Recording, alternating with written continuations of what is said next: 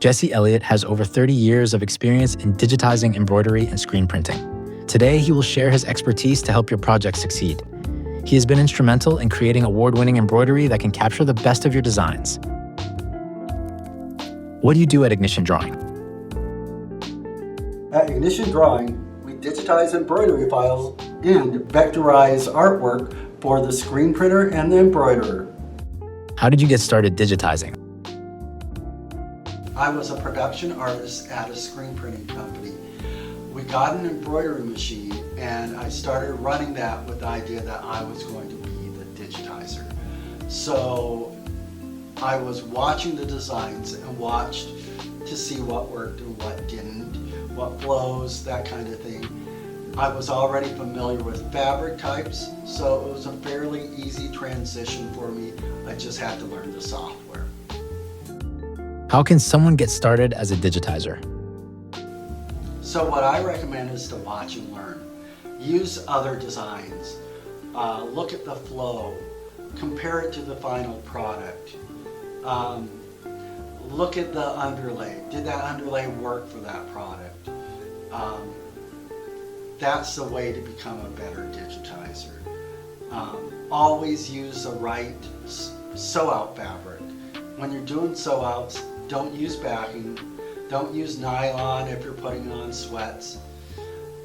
Use the closest fabric you have for that product, and you will have a better idea if your design is working for you. Before you buy, are there classes for digitizing? When you're thinking about buying software and learning how to digitize, you need to think of two things.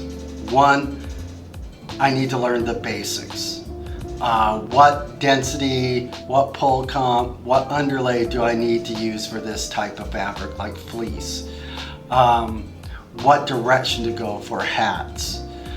Those are the basics you need to learn. Then there's also learning the software. Every software is a little bit different, so it's good to kind of get both of those knowledges figured out. Joyce, the embroidery coach, does a great job of teaching you the fundamentals, and they also teach on pulse, I believe, so it's kind of two birds with one stone if you have pulse. How do you digitize for appliques? Everyone does appliques a little bit differently and has a different idea of what an applique does. But the basics are, you first start with a run stitch that goes around the perimeter of the patch, and then you have the machine stop, you place the patch down, and then you usually have another run stitch or a zigzag go around to attach that file. And if necessary or your desire, you can also have a satin stitch. Patches like mirrored patches just need that run stitch that goes around attaching the file. What are the biggest changes you have seen in the embroidery industry? One of the more recent changes that I really like are machines are evolving. For instance, Tajima has a newer machine that has the needle foot that runs independently to the needle.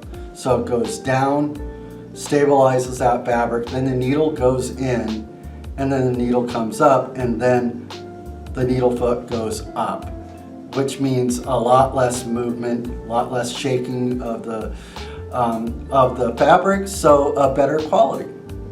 Why are DST files hard to edit? DSTs are machine files. Software files are easier to edit because, for instance, a segment will have the underlay, the pull comp, all as one segment.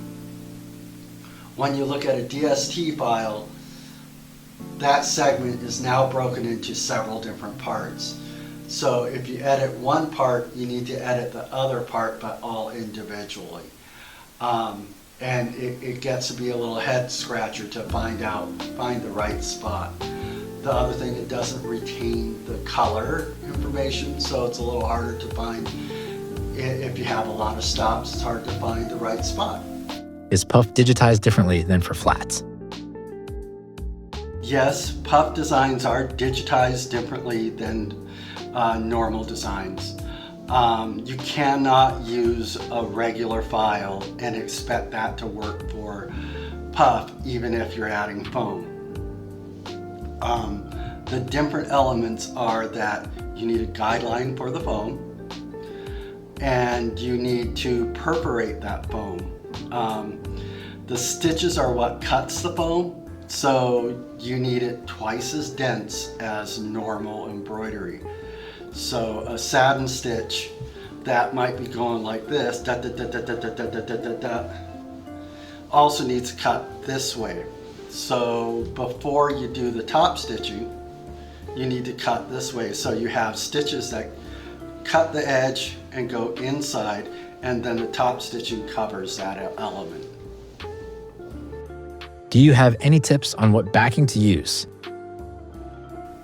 The rule of thumb for backing is tearaway is good for jackets and hats because the fabric tends to be sturdier, and tearaway tends to be a little rough on the edges, so you don't want it to go on areas that generally touch the skin.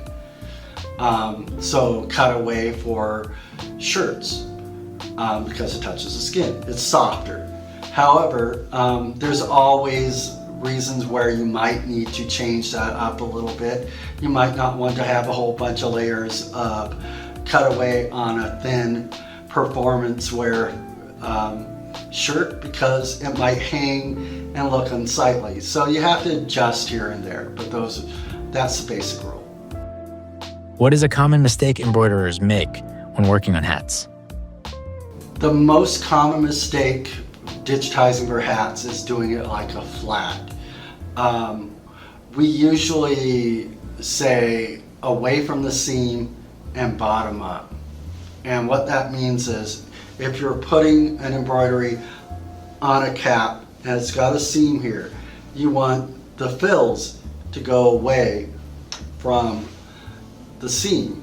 If it goes all in one direction, it'll hit that seam and it'll gap in parts and cause puckering. So center out and bottom up, because most hat machines, the hoop just goes on around the bill, and that's the most secure spot, and that's the bottom of the design. So you go bottom up, center out. Thanks for your time today. We hope it helps those who are new to embroidery. AllStitch, all the supplies, all the savings, every day.